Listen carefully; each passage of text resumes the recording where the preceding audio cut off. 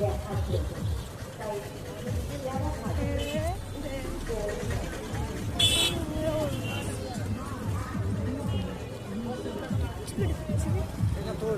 তুল দিস তোল তোল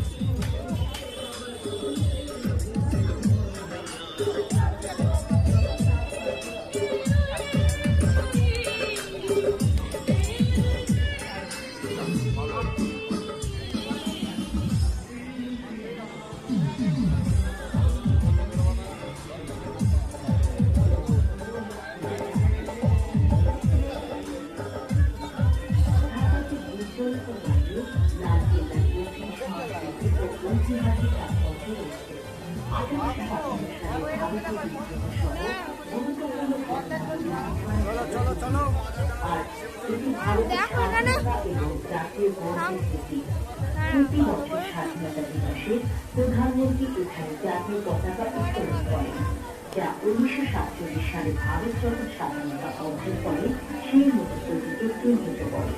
রীতি অনুসারে প্রতি স্বাধীনতা দিবসে ভারতের প্রধানমন্ত্রী দ্বারা লাল কেল্লায় জাতীয় পতাকা উত্তোলন করা হয়।